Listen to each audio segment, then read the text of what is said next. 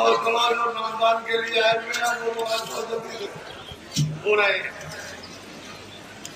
मैं कोई केवल अध्यात्मवाद नहीं, आपके छोटे छोटे घरेलू जो आपके कार्य है उनको भी सलाम। इन सब चीजों पर आप सबका ध्यान और विचार होना चाहिए।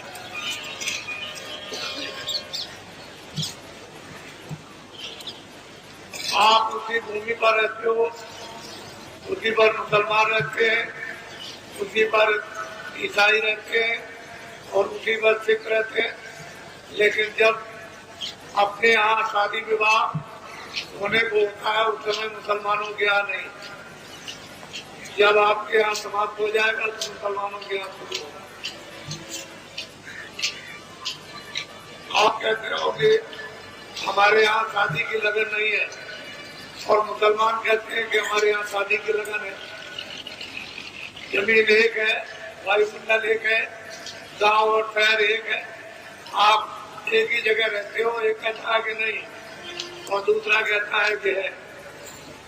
कोई ऐसी बात तो जरूर है जो दोनों लोग भूल भुलैया में हो गए। ये सब सामाजिक काम आपके बहुत सुलभता से आसानी से होगा। ये आप जानते हो कि मुंडन में कितना खर्चा होता है, चेको भविष्य में कितना खर्चा होता है, ब्याह शादी में कितना खर्चा होता है। ये सब आप अनुभव कर रहे हो और ये यहाँ सुगमता से आपका छुटकारा।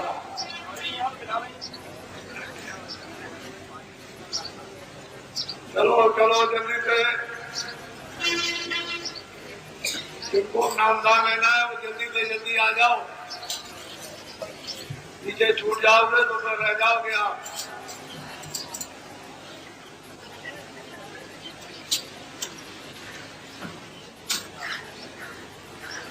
बात है कि वो चीज रात भर लगे, वो चीज आपकी आधे घंटे में हो जाए, लेकिन पद्धति के अनुसार सब कार्य।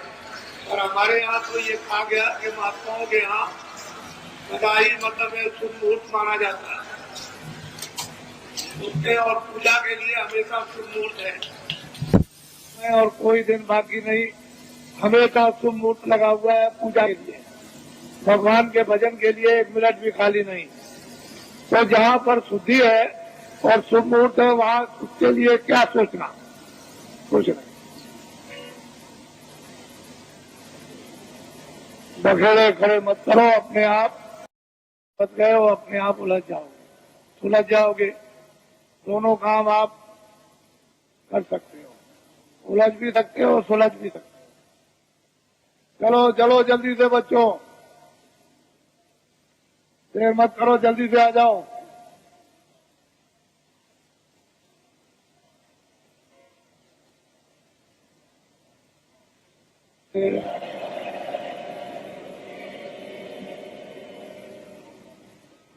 देखो विशेष करके इस बात का ध्यान रखो कि जो आप अपनी अपनी तकलीफें, परेशानी, शारीरिक, परिवार की, समाज की या बाहर की, दफ्तर और कचहरियों की जो वर्णन करते हो वो सुना सब जा रहा है और उसका धीरे धीरे निराकरण हो जाएगा। बीमारी तकलीफों में धीरे धीरे आराम, क्योंकि आपने घर में इसको बुलाकर और बसा लिया है। अपनी गलतियों से बीमारियों के आने वाले दरवाजे आपने खोल दिए और जब बीमारियां प्रवेश हो गई तो आपके खून में ये पहुंच गई। देवियों के लिए ये आदेश है कि देवियां जब मासिक का महीना समय आए तो कोई भी देवी स्नान 5 दिन नहीं करेगी। हाथ धो सकती हो, पैर धो सकती हो और कपड़े सुंदरदार बदलो, लेकिन 5 दिनों तक स्नान मत करना, चाहे गर्मी हो, चाहे जाड़ा हो, चाहे बरसात हो। जो भी हो जाएगा और मिल जाएगा, और ऐसी भयंकर बीमारियां होंगी जो निकाले नहीं निकलेंगी। और डॉक्टर के पास और उसके पास दवा होगी तो अपने आप बीमारियों के दरवाजे मत खोलिए। जो पुराने महात्माओं ने, प्राचीन महात्माओं ने जो एक पद्धति आपके निरोगता की डाल रखी है, उसका पालन करो। जो गलती देवियां करेंगी उनको ये परिणाम स्वाभाविक भोगना पड़ेगा। ये घर घर में ये बताया जाता था और देवियां अपनी बच्चियों को ये सब समझा लेती थी। पहले महात्माओं ने बताया, फिर घर घर में जब इसका प्रचार हुआ तो फिर जब समय आता है तो सब शिक्षा घर में मिल जाती है, वो सब छोड़ दी। क्योंकि पढ़ाई लिखाई इतनी ज्यादा उदंड हो गई कि वो किसी चीज पर ध्यान नहीं दिया जाता और सब के सब पढ़े लिखे अनपढ़ शिकार हो गए बीमारी के। हर पुरुष और स्त्री में बीमारी प्रवेश हो गई। अब ये समझ में किसी की आता है कि बीमारी आ कहां से गई, तो कुछ ऐसी आपने यानी बद परहेजियां की हैं जिससे ये परिणाम आपको उठाना पड़ा। ये है छोटी चीजें समझाने के लिए, लेकिन बहुत बड़ी। ये जीवन का रोना है। महात्माओं की बात छोटी सी बड़ी होती है और जीवन का आपका साथी, लेकिन जब आप उसका उल्लंघन करोगे तो जीवन की घातक हो जाएगी। ये सोचने समझने की बात है। और जहाँ से बच्चे का जन्म होता है वहीं से खराबी पैदा हो जाए तो आगे क्या होगा। इसलिए अस्पताल, जब ये शिक्षाएं हम लोग अनुकूल पालन करते थे तो न इतने अस्पताल थे, न इतनी दवाएं थी, न इतने डॉक्टर थे। सब लोग स्वस्थ रहते। तो जल्दी से बच्चों चलो, देर मत करो। देर करने की जरूरत नहीं है। और पुरुष के लिए कुछ परहेज बताए गए थे, लेकिन वो उन्होंने खत्म कर दिए। देवियों ने और पुरुषों ने अपने अपने जो परहेज है उनको खत्म कर दिया, बीमारियां आ गई। मैं तो ये समझता रहता हूं कि महात्माओं ने यदि ये शिक्षा समय पर अनुकूल शिक्षा न दी तो इतनी भयंकर बीमारियां आ जाएंगी कि अस्पतालों में न तो कोई दवा मिलेगी और न कोई बनाने वाला मिलेगा। इसकी रोकथाम डॉक्टरों के द्वारा नहीं, महात्माओं के द्वारा होना चाहिए। क्योंकि अगर रोकथाम इसकी हो जाएगी और जानकारी दे दी जाएगी तो लोग समझ जाएंगे, आने वाली पीढ़ी समझ जाएगी। चलो चलो बच्चों, चलो जल्दी से।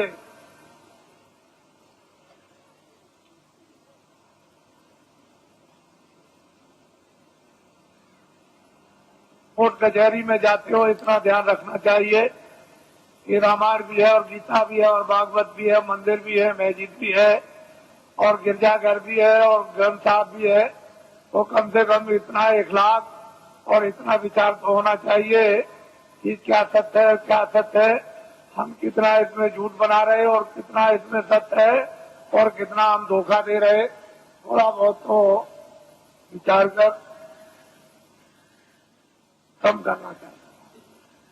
क्योंकि भाई आपका ही है, चाचा आपका ही है, भतीजा जो आपके घर में वो आपका ही है, चाहे वो आज अलग हो गया और पड़ोसी आपके ही है।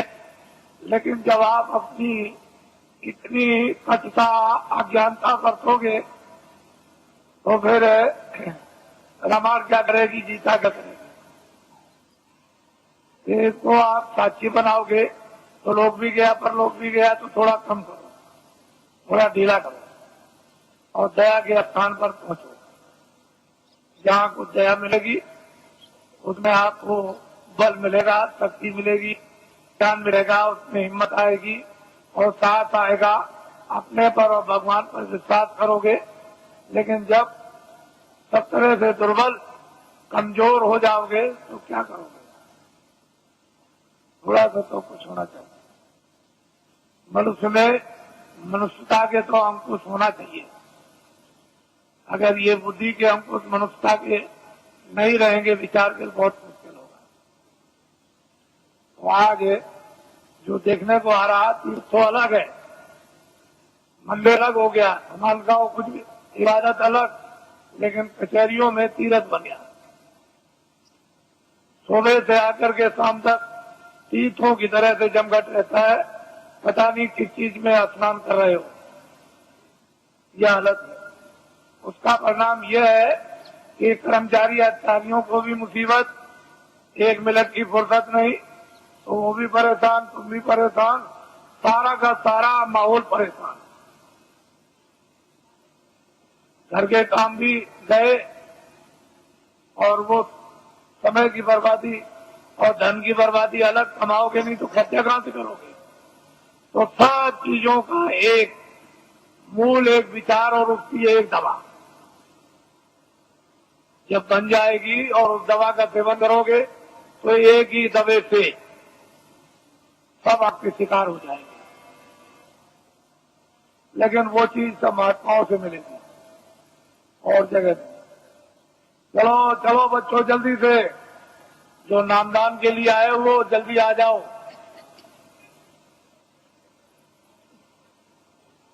चलो चलो, देर मत करो।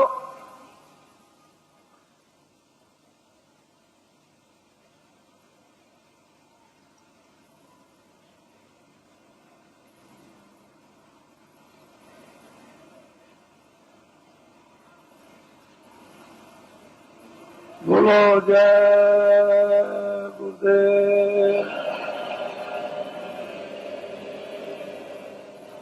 जय गुरुदेव,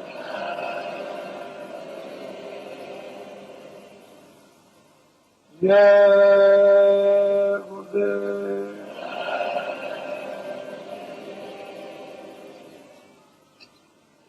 जय गुरुदेव नाम किसका,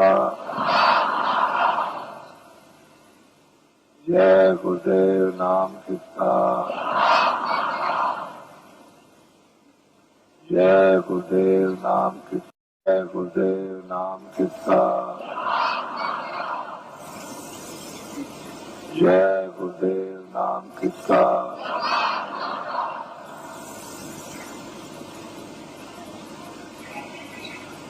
ओम ज्योतिर्गय का संगठन की, ओम ज्योतिर्गय का संगठन की, ओम ज्योतिर्गय का संगठन की।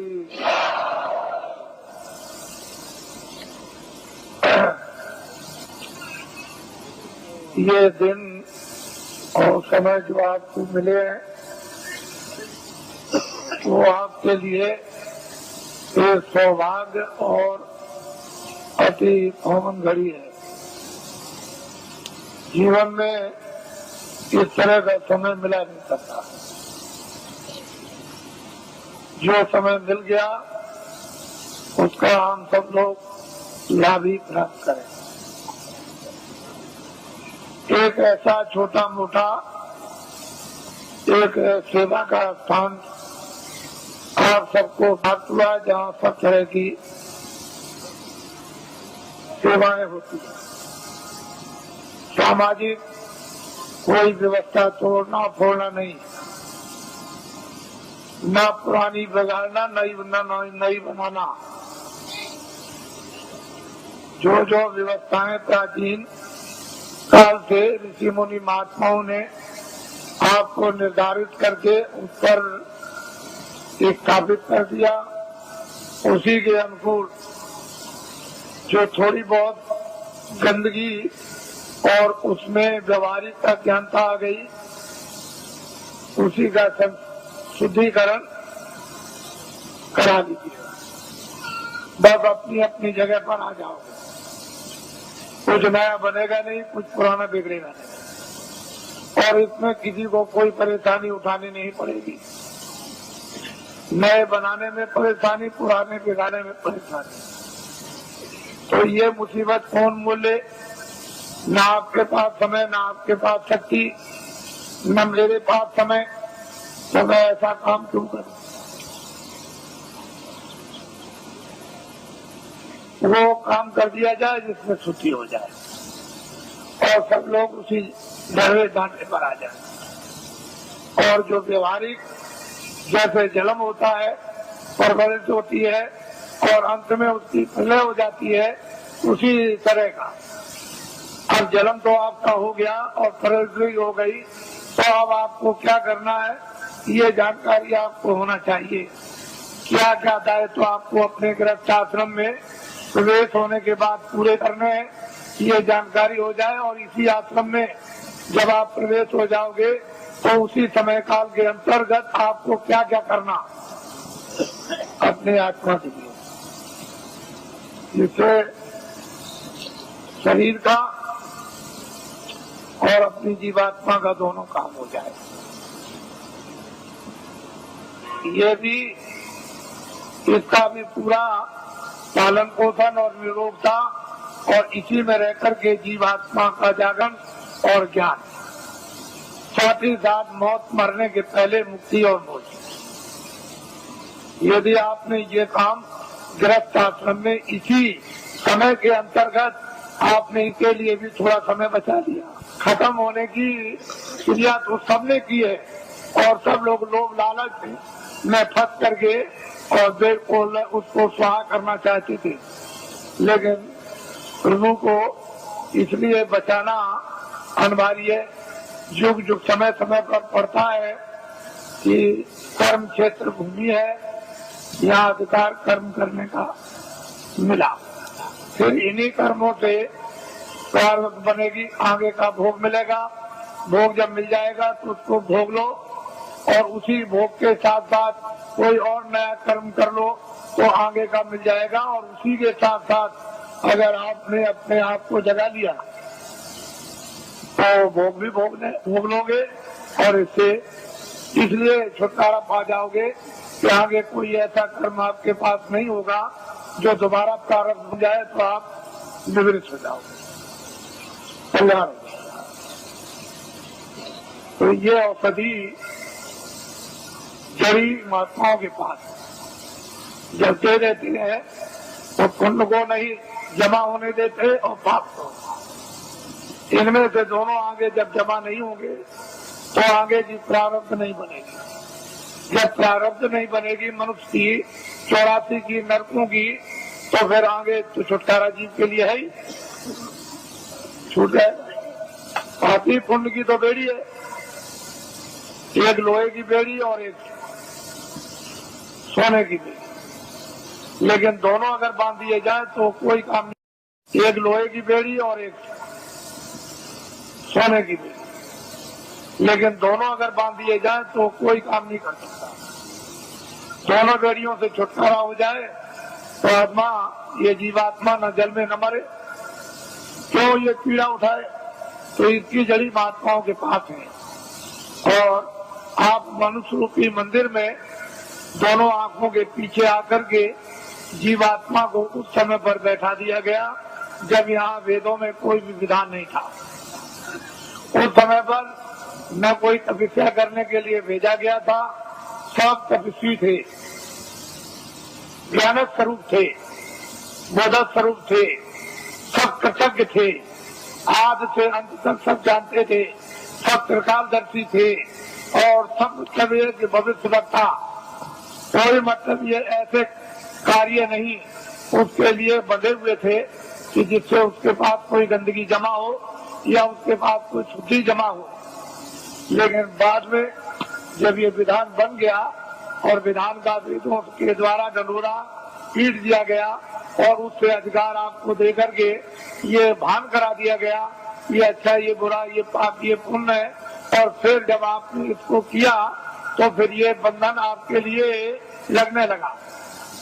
जब जमा हो गया तो फिर इसका बंधन होगा, उसकी प्रारब्ध बनेगी और फिर उसके लिए आपको सजाएं अच्छी और बुरी भोगनी पड़ेगी, अच्छे को अच्छा, बुरे को बुरा। पहले जीवात्मा दोनों आंखों के पीछे बैठी थी और उसका वो हृदय जगमग जगमग जगमग जगमग ज्योति से पूर्ण था। कहीं भी किसी भी कोने में अंधकार का नाम और निशान नहीं था। वो तो हर वक्त जगमग जगमग जगमग जगमग पूर्ण शक्ति उसमें व्याप्त थी हर मानव में, चाहे वो स्त्री हो चाहे पुरुष हो। पूरी शक्ति थी, पूरा ज्ञान था, पूरा बोध था और वक्तव्य सब कृतज्ञ थे किसी तरह का। तो जब आप अनुसूची मंदिर में बैठे हो और जीवात्मा का हृदय दोनों आंखों के मध्य भाग में, न इधर कंठ में है, न इधर हृदय में है, न इधर नाभि में है, न इंद्रिय द्वार में है और न गुदा चक्र में है। ये जीव का जीवात्मा का हृदय दोनों आंखों के मध्य भाग में। अब यहाँ जो बैठी हुई है तो उधर से जब कर्मों के आवरण में लाकर ढक दी गई, बंद कर दी गई आंख और कान, तो फिर अंधकार ऐसे छा गया जैसे बादल। जब छा जाते हैं तो सूरज, चांद और सितारों का प्रकाश लुप्त हो जाता। उसका मतलब यह है कि सूरज को, चांद को सितारों ने, बादल ने नहीं ढका, वो तो बादलों ने आपकी आंख को ढक लिया, इसलिए दिखाई नहीं देता। अगर बादल को आप साफ कर दो तो सामने आपके सूरज, चांद और सितारे, तो आपकी अंतर जीवात्मा की आंख और जीवात्मा के कान को ढक लिया और सुनना और देखना बंद कर दिया। अगर वो पर्दा बादलों की तरह से हट जाए तो परमात्मा और परमात्मा की सृष्टि सामने आती। जब दिव्य नेत्र ज्ञान चक्षु साधक का जब खुल जाता है और जब कान खुलते हैं और वो देववाणी, ब्रह्मवाणी, वो अनहद वाणी और वो शब्द है और नाम जब प्रकट हो जाता है और कानों को सुनाई देने लगता है तो 24 घंटे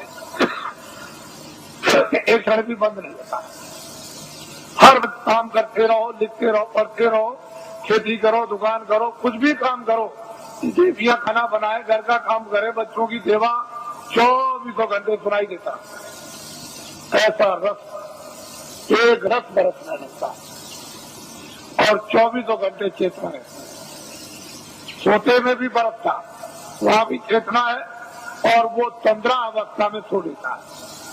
जैसे ऐसा मालूम हुआ कि न मैं सोया न मैं जगा, ऐसी तंद्रा अवस्था में वो लेट करके अपनी नींद को पूरा कर लेता है। बस इतनी थकावट आती है, वैसे तंद्रा में भी चेतना रहती है। तो ये साधक के लिए कलयुग में उस प्रभु ने और महात्माओं ने दया करके सुलभ कर दिया और ये बताया है कि अब आपको कठिन साधन नहीं करना, कठिन ध्यान नहीं करना है, कठिन योग नहीं करना, कठिन नाम की कमाई नहीं करनी और कठिन प्रभु का स्मरण नहीं करना, सहज करना। और सहज ही से तुम नाम पर सवार हो जाओ। नाम एक रेलगाड़ी, हवाई जहाज है और वो इतनी तेज रफ्तार से आता और जाता है कि इसकी कोई कल्पना लेके जोखे में किसी तरह गणित में नहीं कर सकता। इतनी उसकी तेज रफ्तार है और बिजली का भी, समुद्र की लहरों का भी प्रमाण नहीं दिया सकता, इतनी तेज रफ्तार उसके आने जाने की है। ऐसी चीज निर्धारित अनाज काल उस मालिक ने तैयार कर रखी है। लेकिन अब जब भेद मिल जाए, युक्ति मिल जाए और उस पर जीवात्माओं को सवार कर दिया जाए तो वो चेतन है। वहाँ तेल पानी की जरूरत नहीं, वो तो चेतन है, जड़ नहीं है कि जड़ को तेल पानी मिले। चेतन चेतन है, न तेल पानी, न आगे की जरूरत, न हवा की जरूरत। तो चेतन ही चेतन और जीवात्मा भी चेतन है। तो असल में यह है कि शरीर में एक तो गुदा, दूसरा इंद्रिय, तीसरा नाभि का, चौथा ये हृदय द्वार और पांचवा ये कंठ। जरा ध्यान देना। छठा ये भ्रुकुटी विलास आज्ञा तक ये जीवात्मा बैठी है। गुदा चक्र पर गणेश जी का वास, इंद्रिय द्वार पर ब्रह्मा और सावित्री का वास, नाभि कमल में विष्णु और लक्ष्मी का वास और हृदय कमल में शिव और पार्वती का वास और यहाँ कंठ में जो है वो आद्या महाशक्ति का वास और यहाँ स्वयं दोनों आंखों के मध्यभाग में जीवात्मा बैठी है। लेकिन इन नीचे के कमलों में ऊपर की छाया है, उस छाया में छाया है, उसे जीवात्मा के प्रकाश में उस ऊपर की छाया का यानी कमल के अंदर गणेश जी का दर्शन, ब्रह्मा और सावित्री का और नाभि कमल में विष्णु और लक्ष्मी का और हृदय में शिव और पार्वती का और कंठ में आद्या महाशक्ति का छाया के रूप में साक्षात्कार होता है। सही रूप नहीं, वो तो उनका रूप तो ऊपर सही है, लेकिन शरीर में कमलों में छाया करी हुई है और सूरत के जीवात्मा के प्रकाश में वो छाया दिखाई देती है। तो योगियों ने इस छाया का अनुभव कब किया? जब सतयुग त्रेता हो जाता, जब शरीर में ताकत थी, अनुकूल साधन थे, गृहस्थ आश्रम परिवार अनुकूल था, खान पान पर पूरा नियंत्रण था, इंद्रियां उस समय पर दमन में थी, तब ये सब चीजें आपके लिए थी। लेकिन ये कलयुग में सब वर्जित कर दिया गया। ना गुदा चक्र का साधन, ना इंद्रिय द्वार का साधन, ना नाभि कमल का साधन और ना मतलब हृदय का साधन, ना वो कंठ का। अब जीवात्मा जहाँ बैठी है नीचे के साधन सब छोड़ दीजिए और यही से ऊपर चल देना। अब ऊपर मंजिल 5 और नीचे मंजिल 5, जहाँ जीवात्मा बैठी है दोनों आंखों के मध्यभाग में, ये तो जीवात्मा का शरीर में हृदय है, तो नीचे 5 स्थान और ऊपर 5 स्थान। अब बेचारी नीचे फंसी हुई थी, इसको महात्मा प्रकाश को कमल से समेट कर ले आए और यहाँ एक साथ केंद्रित कर दिया, यानी चिंताओं करके यहाँ खड़ा कर दिया। अब इसको आगे ले चलना तो सैदल कमल और इसके बाद में ये ईश्वर का धाम और फिर ऊपर में दूसरा स्थान ब्रह्म धाम, तीसरा स्थान पार ब्रह्म धाम और चौथा स्थान महाकाल और 5वां स्थान जो है वो सत्य। सूरत इस तरह से ऊपर से उतार कर और नीचे ला करके डाल दी गई, दोनों आंखों के पीछे बैठाकर और नीचे उतार दी गई जड़ता में। अब इसको होती नहीं, कब इसकी चेतनता बरामद होगी? ये बिना महापुरुषों के कोई काम ये कर ही नहीं सकता और आपके कितने जीवन ऐसे चले बर्बाद हो गए। इसलिए आपको किसी को ऊपर का आघात न, ऊपर क्या हो रहा, जहाँ जीवात्मा बैठी है मध्य भाग में ऊपर किसी में वो दिव्य दृष्टि उसमें क्या रहा है ये आपको कुछ पता नहीं। लेकिन जब साधक जब प्यास लगती है, भूख लगती है, इच्छा जागती है, सब होती है, रोता भी है और जीता है, प्रार्थना भी करता है, जब वेद मिल जा रहा है तो श्रवण भी करता और ध्यान भी करता है, तो मैं करता है और संसार से जीतता है, अपने काम से जीतता है। तो कभी कुछ ही दिनों में, महीनों में उसका काम बनना शुरू होता है, क्योंकि महापुरुषों की जब दया समाधि और सहयोग जब उसको मिलने लगेगा जल्दी काम हो जाएगा, फिर देर नहीं लगेगी। इसलिए महापुरुषों की दया और उनका सहयोग, उनकी शक्ति का अवश्य ही लेना पड़ेगा, क्योंकि अपने पास तो कुछ है नहीं। जब उनसे कुछ लेंगे तभी काम होगा, बगैर उसके नहीं होगा। तो मैं ये काम तो मामूली समझता हूँ, इस काम को तो कुछ नहीं समझता, बस केवल इतना ही है कि आप खड़े भर हो जाओ तो ये काम कुछ नहीं। ये भौतिक काम, सांसारिक काम, गृहस्थी का काम, खेती का काम, दुकान का काम और दफ्तरों का काम ये काम कुछ नहीं है। इसको तो आप करो निमित्त मात्र, इस पर भी एक पैर रखो, उस पर भी। ये गृहस्थाश्रम है शरीर रक्षा का, तो एक नाव पर पैर रखो एक गृहस्थाश्रम की। ये बाल बच्चों के पालन पोषण और परिवार और समाज इसकी सेवा के लिए एक नौका ये, और एक ये नौका है जीवात्मा को पार होने की, ये नौका है शरीर रक्षा की। तो जब महात्मा मिल जाए तो धीरे से दोनों पर पैर रखवा देते हैं, इस पर भी जमाए रहो, इस पर भी जमाए रहो, और दोनों का बैलेंस अभी बराबर रखो। अभी तो आपका एक पर है, एक ही पर है। उन्होंने कहा नहीं, ये देखो नाव है परमार्थ की, इस पर भी रख लो, ये स्वार्थ की नाव है, इस पर भी रखे रहो।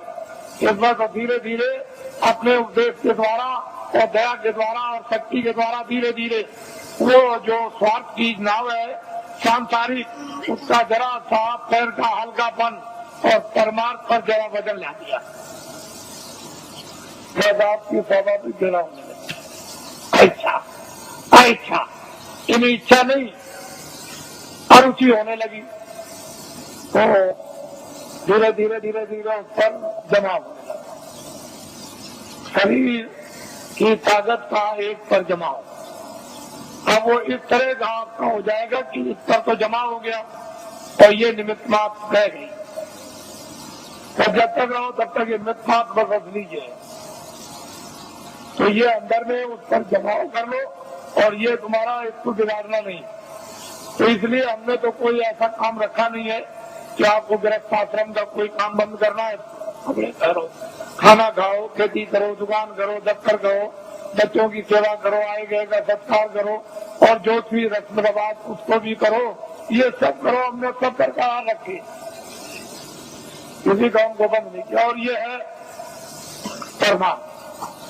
यहाँ बैठ करके आप इधर से अपने ध्यान को हटा दो, थोड़ा खेती से, दफ्तर से, दुकान से, बच्चों से, इनसे उनसे थोड़ा 2 मिनट 5 मिनट 10 मिनट के लिए यहाँ ला करके मन को, बुद्धि को, चित्त को इन्हीं जीवात्मा के साथ में इसको लगाकर और थोड़ा सा सहयोग समझने में काम, कुछ नहीं बिगड़ेगा, संसार बिल्कुल नहीं बिगड़ेगा।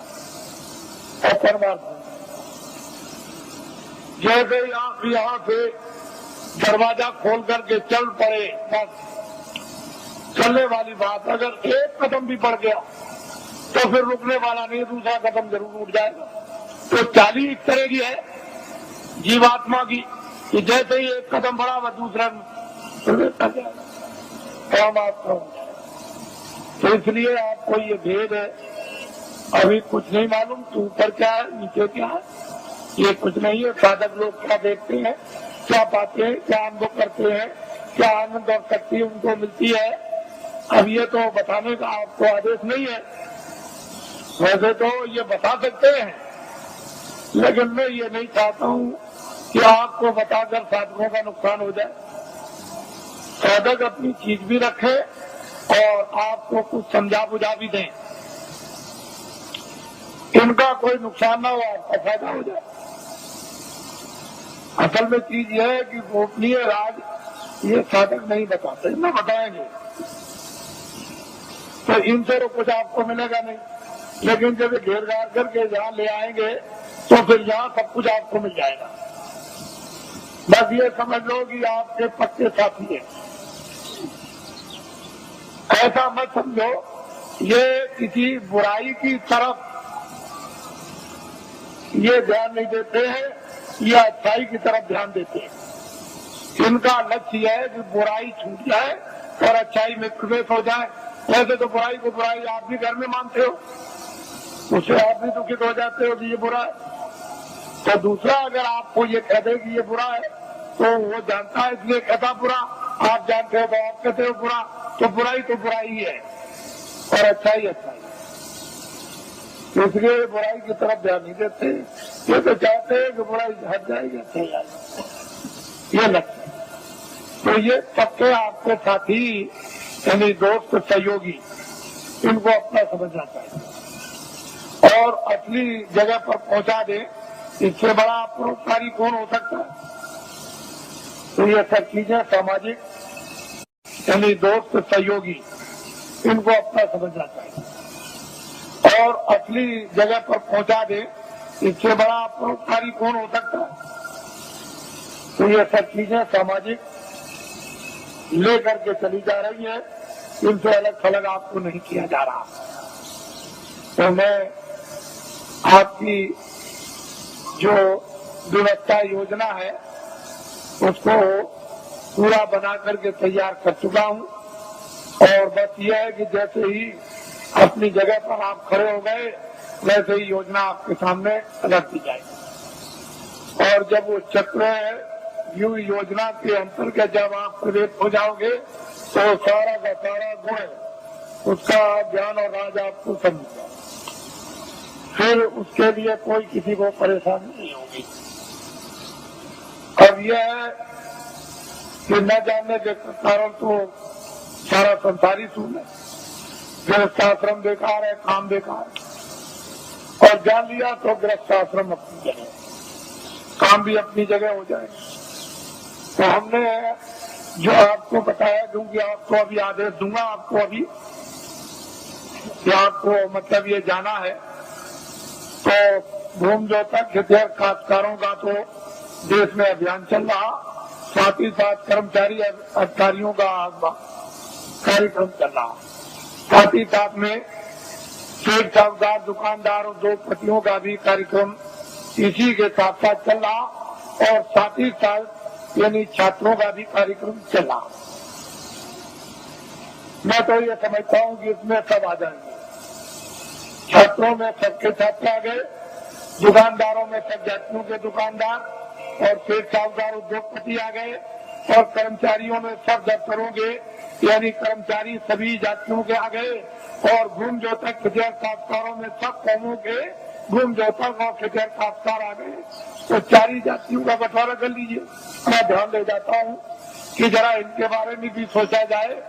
तो मैं सोचता हूँ कि कितना इनको वेतन मिलता होगा, तो इतना वेतन मिलता होगा इनको, इसमें कितना कट जाता है वो भी मैं जानता हूँ कि इनकम टैक्स कितना कटता है और फिर इनका बीमा और ये वो योजनाओं में कितना चला जाता होगा, तो इनके हाथ में कितना बचता है वो मुझे सब मालूम है। उससे पूरा नहीं, बिल्कुल पूरा नहीं। जजों का सुप्रीम कोर्ट के पूरा नहीं, हाई कोर्ट के पूरा नहीं, डिस्ट्रिक्टों का पूरा नहीं, डीएम का पूरा नहीं, एसपी का पूरा नहीं और इनका पूरा नहीं और उनका पूरा नहीं, तो छोटे कर्मचारियों का उनका तो बिल्कुल ही पूरा नहीं। क्योंकि महंगाई तो सब पर समान है और टैक्स भी सब पर समान है। तो असली बात यह है कि जो सरकार, जो राजा अपने मजदूरों पर टैक्स लगा दे, व्यवसाय कर, वो सबसे गिरा हुआ राजा, उससे गिरा हुआ कोई नहीं हो सकता। उसका ज्ञान खो गया, उसकी कला कौशल खो गई और उसकी योजना खत्म हो गई। जो राजा अपने मजदूरों पर व्यवसाय कर लगा दे, अरे कर्मचारी अधिकारी जो बेचारे काम करते हैं, ये कौन है? मजदूर 15 दिन 14 दिन की छुट्टी ले ले और छुट्टी साल की खत्म हो जाए, डॉक्टरी भी बीमारी की छुट्टी खत्म हो जाए, तो जब ये छुट्टी लेते हैं तो इनकी मजदूरी कट जाती है, यानी पे कट जाती है। तो ये सब लोग मजदूरी के लेके जोखिम में आते हैं। व्यवसाय का मतलब यह है कि 10 रुपए घाटा और 1 लाख रुपए मुनाफा, ये है व्यवसाय, ये है मजदूरी। व्यवसाय अलग है, मजदूरी अलग है। तो ये कह करके अगर लगा दिया जाए कर्मचारी अधिकारियों पर कि ये है व्यवसाय कर, तो ये मर जाएंगे। तो मैं कभी कभी उन लोगों की तरफ ध्यान ले जाता हूँ जहाँ पर 20 साल और 25 साल और मतलब सजाए मौत देते हैं और उनका उस वेतन में जब खर्चा नहीं पूरा होता है तो उनके घर में बच्चे और बच्चियां, तो जज है 10 लाख दो, 20 लाख दो, ये सामान दो, ये सामान दो, खर्चा तो पूरा नहीं पड़ता, तो चिंता सवार रहती है। और जब जिसको घर की चिंता सवार बच्चे बच्ची की होगी तो न्यायालय में बैठ करके यानी मतलब ये स्वच्छ है, यानी निर्बल बुद्धि से कैसे न्याय कर सकेंगे, क्योंकि वो परेशानी चिंता में गिरे हुए। तो मैं कभी कभी ये बात सोचा करता हूँ कि जब उनका रिटायरमेंट आ जाता है और वो रिटायर हो जाते हैं और उससे वेतन जो उनको पेंशन मिलेगी उसमें पूरा नहीं पड़ता, तो फिर ये क्या करते हैं, किसी फैक्ट्री में अगर जगह नहीं किसी फैक्ट्री में मिली और किसी जगह सेठ साहूकार के यहाँ नहीं मिली तो फिर न्यायालय में आते हैं और वकील की हैसियत से फिर काम करना शुरू कर देते हैं, तो कटघरे में खड़े होते हैं। और फिर इस तरह से वही जज जो हाईकोर्ट के थे या सुप्रीम कोर्ट के थे खड़े होकर कटघरे में मौकिल की तरफ से फिर सलाम करते हैं। तो ये राष्ट्र के संविधान का प्रजातंत्र पूर्ण रूप से अपमान, पूर्ण रूप से अपमान। इस पर आज तक कभी किसी ने विचार नहीं किया। ये भारतीय प्रजातंत्र का पूर्ण रूप से अपमान। ऐसे बड़े बड़े पदों की आपको मतलब ये है कि पूरी देखभाल रखना चाहिए कि ऐसे बड़े बड़े पद हैं और फिर आकर के वही व्यक्ति निम्न श्रेणी पर आकर के कटघरे में गिर जाए और फिर सलाम करें, ये भारत के लिए शोभा। तो मेरे पास इसकी भी योजना है, इसको आप ध्यान में रखिए और ये कभी न कभी लागू हो जाएगी। पूरी योजना है, कभी लागू हो जाएगी।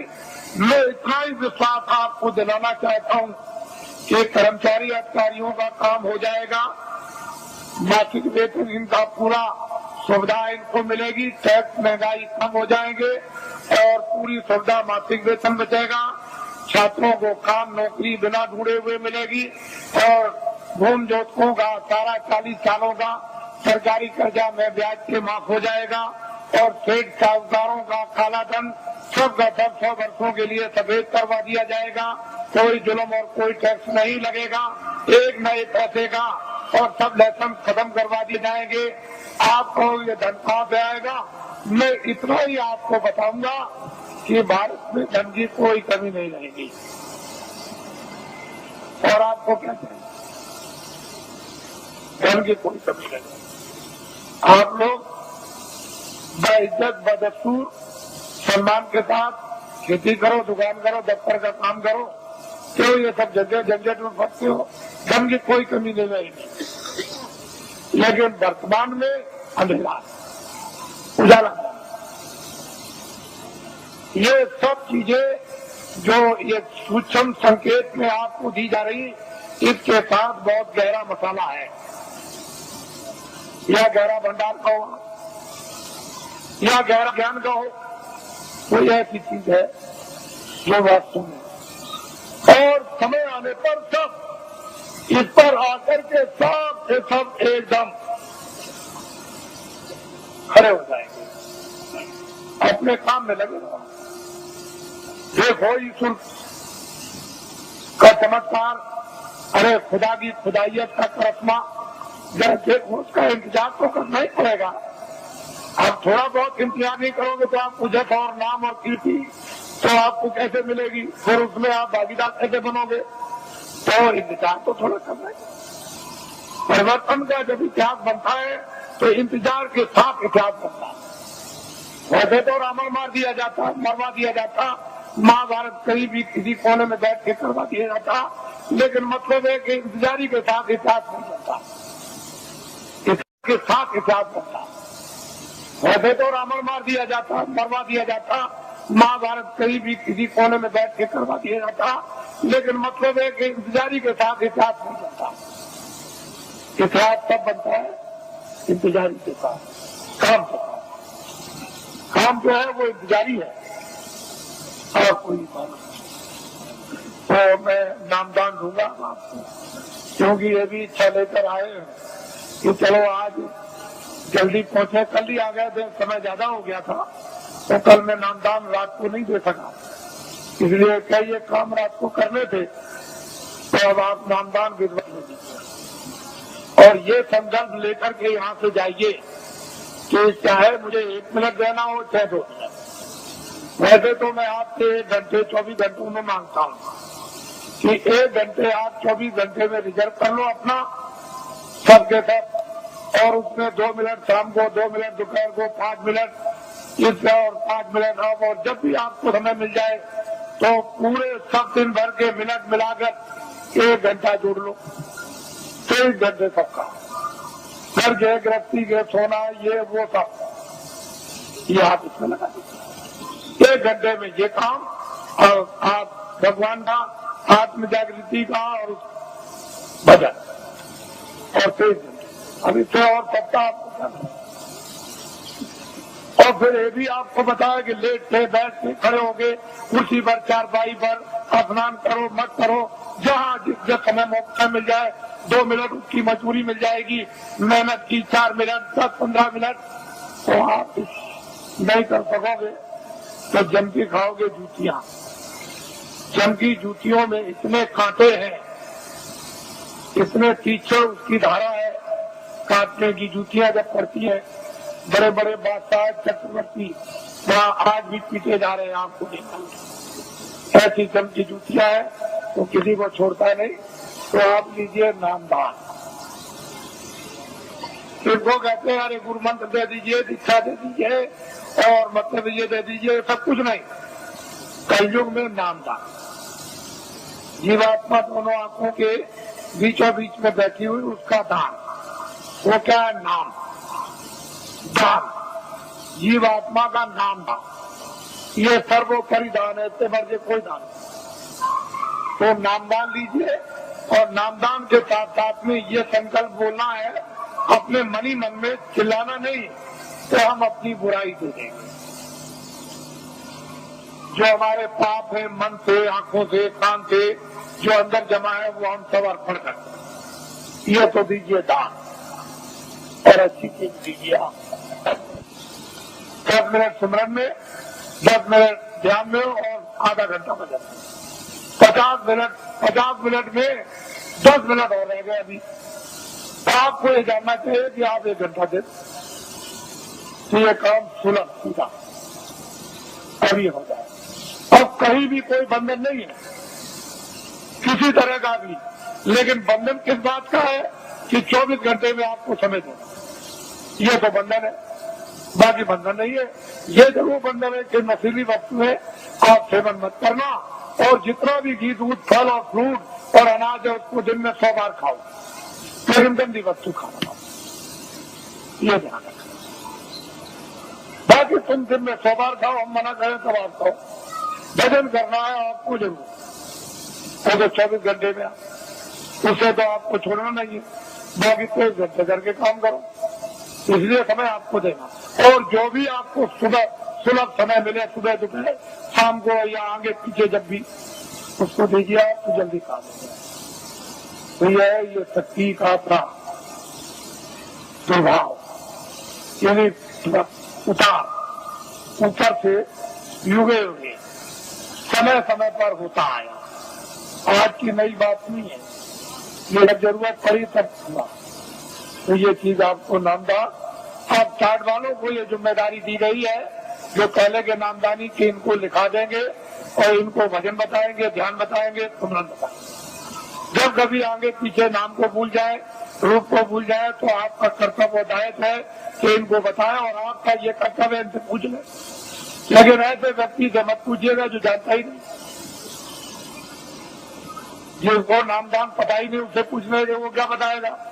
और फिर अपनी गोपनीय जो अंदर की चीज है, जो आंख से देखो, कान से सुनो, तो चार्ट वाले को भी मत बताना। ये जो नाम याद कराएगा, वजन आपको बैठा के बताएगा, या ध्यान बताएगा, सुमरन सिखाएगा, उसको भी देखा सुना मत बताना, उससे भी छुपा लेना। जितना छुपा लोगे उतने अंदर प्रकट, उतने उतरेगा, उतना ही खजाना खुलेगा, उतना ही प्राप्त होगा। अरे तुम क्या है, बड़े बड़े बादशाह जब एक बच्चे को प्राप्त करते हैं तो राज और पूरी सल्तनत पर, चक्रवर्ती राज पर लात मार देते हैं। ये कुछ नहीं है, वो कहते हैं कुछ नहीं, राजा जनक लात मार दिया, वो कुछ नहीं समझते। बड़े बड़े इतिहास लिखे गए, ये तो कुछ और चीज है। ये कुछ नहीं है। वो चीज गृहस्थ आश्रम में यदि आपको प्राप्त हो तो इससे अच्छा और सुहाना समय कौन सा है। यही आपका स्थान है। आप साधना कार्यक्रम में भी आज बरसात में होगा गुरु पूर्णिमा जुलाई के बाद, तो आप उस समय जो आस पास के हो और जो इच्छुक जिज्ञासु होते हैं वो आते हैं। 1 हफ्ते का कार्यक्रम चलता है। उसमें खामियां, उसमें गलतियां, उसमें करना न करना, उसमें बढ़ना न बढ़ना जानकारी उसमें प्राप्त हो जाती है, ताकि उनको और प्रोत्साहन और उन पर दया मिलती है तो और आगे बढ़ती है। इस तरह से कार्यक्रम चलता रहता। और मैं अभी जैसे ही 31 मार्च समाप्त होगा तो मैं अभी घोषणा करता हूँ दौरे की। अब आप लोग अपना एक कार्यक्रम बनाएंगे। ये लोग कुछ मनाते चले आए, क्योंकि मैं 21 महीने मैंने तो कभी कहा नहीं था। 21 महीने मुझे सरकार ने यानी क्रोध में मैंने तो कोई अपराध किया नहीं था। मैंने तो कोई आंदोलन, हड़ताल, तोड़ फोड़, कोई अमानवीय काम हिंदू मुसलमान सिख ईसाइयों का, ये कोई जात पात का, ब्राह्मण क्षत्रिय वैश्य सर्जन ये वो छोटे जो भी और कोई मैंने तो कभी किया नहीं। मेरे यहाँ तो कोई लगा झगड़ा है नहीं, लेकिन भविष्यवाणी जरूर करता था। उससे सरकार मुझसे नाराज और उसने इस नाराजगी में नेता लीडरों को तो पकड़ाई, मुझे भी पकड़ लिया और पकड़ के जेल में बंद कर दिया। फिर मेरे ऊपर इतने बखेड़े लगा दिए, इतने झंझट लगाए उन्होंने, सामान लेने के, ये लेने के, जमीन लेने के, जानवर लेने के, इतने बखेड़े झंझट खड़े कर दिए कि अगर मेरी जगह पर बादशाह भी हो तो खत्म हो जाए। ऐसे झंझट झंझट छोटे मुकदमे नहीं है, मामूली मुकदमे नहीं लगाए, इतने झंझट मुकदमों के लगा दिया। और मैं एक सामाजिक आदमी, जनहितों का काम करने वाला, मेरे ऊपर जबकि मैं रात दिन चिल्लाता हूँ मेरा कुछ नहीं है, ये सब जनता जनार्दन का सब कुछ है। जब मैं खुले मैदान में ये कहता हूँ तो मेरी भावना ही वही है, तो और लिखा पढ़ी क्या हो सकती। लिखने पढ़ने वाले तो रोज बेईमानी करते, रोज लिखा पढ़ी का दस्तावेज बदल देते और झूठ बोल जाते हैं। तो मेरी जबान दस्तावेजी है, तो मैं जनहितों का काम करता हूँ, तो मेरे ऊपर सरकार ने इतने बखेड़े। और कल मैंने ये बात कही है कि ये सब बखेड़े न्यायालयों में अब भी मौजूद है, लेकिन सरकार ने लखनऊ से नया ये बात कही है कि ये सब बखेड़े न्यायालयों में अब भी मौजूद है, लेकिन सरकार ने लखनऊ से नया फेक गजट निकाल दिया। जो दस्तावेज मैंने जमीनें खरीदी नाम की उनका, और इतना आंखों से देखते हो कि बना हुआ फेक गजट निकाल दिया कि जमीन एक्वायर की जाएगी। बताइए, और पूरा मथुरा को गजट कर दीजिए कि सब ये कारखाना मथुरा सबको बना दिया जाएगा और यहाँ कारखाना बनाया जाएगा। सब मकान तोड़ दिए जाएंगे, मंदिर और मस्जिद सब तोड़ दी जाएगी और यहाँ कारखाना बनाएगा। गजट निकाल दीजिए, क्योंकि आपको तो गजट निकालने का पूरा राइट और अधिकार है, तो निकाल दीजिए। तो असली चीज ये है, इसको समझने की चीज है, इसको समझिए। तो मुझे जेल में बंद कर दिया और जेल में बंद करके मुझे इस योग छोड़ दिया था कि ये कभी भी नाम नहीं लेंगे। लेकिन मैं तो ईश्वर विश्वासी आदमी, मेरे पास ऐसे थे साहूकार भेजे गए कि तुम हवाई जहाज ले लो, एक ले लो, ये जमीन क्या है, तुमको हजारों एकड़ तुमको जमीन दे दी जाए, एरोड्रम बनवा दिया जाए। मेरे पास बड़े बड़े सेठ आए और उन्होंने कहा कि हम सबको सेवा करने को तैयार हैं, हमें क्या करेंगे। कह लगे जो आप जितना चाहे धन हम खर्च कर देंगे। तो मैंने कहा एक काम कीजिए, अयोध्या में, मथुरा में और यहाँ और हरिद्वार में और नासिक में लूले लंगड़े अंधे बहरे ये तमाम रहते हैं बेचारे गरीब, जिनके पास कपड़ा और खाना नहीं है, तो मैं बताऊंगा कि कंबल, अनाज और रोटियां और ये दवाएं ये सब तुम खेत में ला दो और चलो मेरे सामने बांटो। कह लगे ये काम नहीं हो सकता, ये काम नहीं हो सकता। तो हमने भाई ये काम नहीं हो सकता तो ये भी नहीं हो सकता। क्यों कि राजद्वारे 7 जन, राजाओं के दरबार में 3 लोग जाया करते हैं, राजद्वारे 7 दिन 3 वक्त को जाए। साधु जो है 3 चीज हो जाते हैं, के मान, के माया, के मीठा की चाह। यह मीठा के लिए, मान के लिए, धन के लिए। तो इनमें से तीनों चीजें हमको कुछ नहीं चाहिए, न मीठा चाहिए, न मान चाहिए और न माया चाहिए। अब बोलिए अब आप क्या चाहिए? क्या लगे तब करिए। तो मुझे लालच दी गई। मेरी जगह पर अगर कोई आदमी होता और तो बिल्कुल सराबोर हो जाता, लेकिन मैं तो एक सिद्धांतवादी छोटा मोटा आदमी, एक सेवक, मैं तो भगवान में विश्वास करने वाला। मैं तो जानता हूँ कि जब ये किराए का मकान है, ये किराए का मकान है, तो क्या तुम संतुलन लेकर मकान लेकर क्या मैं ये जमीन लेकर जाऊंगा? अरे जो काम कर रहा हूँ मानवता का और आत्मा का, जो हो जाएगा उसे मुझे कोई खरीद नहीं। कोई हिंदुस्तान में माई का लाल ये पैदा नहीं हुआ जो अपने धन से बाबा जी को खरीद ले। तुम कभी ये धोखा मत खाना। बाबा जी चाहे तुम्हारे आदेश से आश्रम छोड़ करके चले जाएं, जो दलितों का है, लेकिन हिंदुस्तान में मुझे अपने पैसे से कोई खरीद नहीं सकता। इसको आप हमेशा ध्यान में रखिए। बाकी मैं सबकी सेवा करता हूँ, सबके लिए कल्पना और प्रार्थना भगवान से सबके भलाई के लिए करता रहता हूँ। कोई भी हो जन मानो, इसमें हिंदू मुसलमान की क्या बात, वो तो मैं करता ही रहूंगा। लेकिन कोई अगर चाहे कि भाई इस तरह से मैं खरीद लूँ तो खरीद लूँ। ये मैंने इसलिए कि ये लोग इसका एक उत्सव मनाते हैं। आज 23 जनवरी है, ये 23 मार्च को मुझे जेल से, दिल्ली जेल से छोड़ा गया। तो वैसे तो कागज पर तो कहीं नहीं मिलता है कि बाबा जी ने बेड़ियां पहनी है, लेकिन बाबा जी को जेल में डकैत और चोरों कचलियों की तरह से बेड़ियां पहना दी गई। जब मैं बंगलौर में भेजा गया तो वहाँ पूछा वहाँ के आईजी से और सुपरिंटेंडेंट से कि भाई हमको क्यों बेड़ियां पहनाई, तो उन्होंने खुद आकर के कहा कि कागज पर तो आपका कुछ नहीं है बेड़ियों के संबंध में, क्या वहाँ की उत्तर प्रदेश की सरकार आपसे बहुत नाराज है? हमने कहा अब आप समझ लीजिए नाराज इसलिए तो कि किसी तरह से हमारे बस में आ जाए।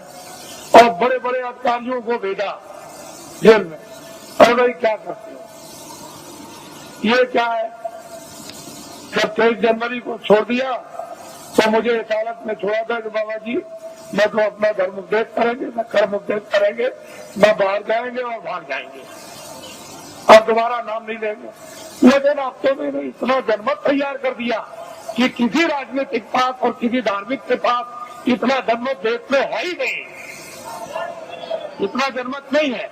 जब मैं जेल के अंदर था और उस समय पर आपने कुछ समय के बाद जब अभियान छेड़ दिया था कि जेल भरो आंदोलन और 20, 25, 30 हजार आदमी चले गए जेलों में, और वो देवियां जो अपने बच्चों को यानी आज पैदा किया बच्चे को उठा के और शोर से चली गई जेल में, और वो बेचारी जो बच्चा पैदा होने वाला जो आज ही कल में जेल में चली गई और बच्चा जेल में हुआ, अगर स्त्रियां अपने एक दिन के बच्चे को उठा के जेल में जा सकती है और वो देवियां जो कल बच्चा जेल में पैदा होगा वो जेल में जा सकती है, तो अब तो बहुत दूर गाड़ी हो गई। अब तो इनको अगर आदेश मिल जाए तो क्या कर देंगे आपको तो अभी कुछ पता है मालूम नहीं। तो अब बहुत दूर चला गया मामला, अब कुछ और बात हो गई। अब वो बात नहीं है, अब तो सारा ही माहौल यानी परिवर्तित होने वाला है, अभी आपको क्या पता। इसलिए ये लोग मनाते हैं तो मैं तो रहूंगा नहीं, मैं तो उधर कमरे में चला जाऊंगा और ये लोग कुछ अपना मना के मुझे समाप्त करते हैं, क्योंकि अब ये यहाँ आए हुए हैं और इसी होली के अवसर पर ये जगह जगह मना रहे, लेकिन ये पड़ गया। और आप लोग यहाँ मुझसे कोई भूल चूक हुई हो तो आप लोग हमेशा क्षमा करते रहेंगे। और इसके बाद आपसे जाने की आप तैयारी करें, जल्दी निकले और पहुंचे अपने घरों में, और दूसरे साथी द्वारा आदेश की प्रतीक्षा करें, और वो फौरन अभी आदेश आपको मिलने वाला है। अब लोग बहुत से ऐसे रह गए कि महाराज मैं अपनी कुछ बात कह नहीं सका, इतनी दूर से आया था तो मैं उधर अंदर में पहुंचूंगा तो जो भी आपकी बात होगी वो सुनूंगा, और जो प्रसाद होगा जो जरूरत पर आपके काम आता है वो भी आपका स्पर्श कर दूंगा। तो आपकी तकलीफ में परेशानी में उसमें जो एक आधार होता है मददगार का, अगर वैसे ही कह दूं तब तो आपकी समझ में आएगा नहीं, लेकिन एक आधार रहेगा कि इलायची दाना है, चीनी है, बताता है ये चीज है, तो आप उसको रखे रहोगे, जरूरत पर काम लोगे, तो उससे जब लाभ हो जाएगा तो आपको चेत हो जाएगा, विश्वास होगा कि नहीं मालिक की दया मुझ पर भी हो रही है, तो मैं उधर बैठ के छू दूंगा। आप तो मुझसे कोई आदमी खाली जाने वाला है ही नहीं, ऐसा नहीं, जितने भी लोग हैं मिल ही के जाते हैं, इस पर करा के जाते हैं, उनको ये मालूम है, तो वो कर दूंगा, वहां मिल लूंगा। और अब तो मुझे आप थोड़ा यहीं नीचे रहूंगा, आप बैठे रहेंगे, कोई खड़ा नहीं होगा, मैं यही अंदर ही बैठूंगा यही ऊपर सीढ़ियों पर, तो आप सब बैठे रहेंगे और ये भी कार्यक्रम कुछ ही मिनट में पूरा कर लीजिएगा, क्योंकि इन लोगों ने प्रार्थना की है कि आप जाइएगा नहीं, आप यहाँ अंदर बैठ जाइए, मैं अपना काम कर लूँ, तो वो अपना काम अभी हो जाता है। बाकी आप लोग ये नामदान हुआ है, अमूलक चीज है, इसको याद करा देना और आज ही से ये शुरू कर देना।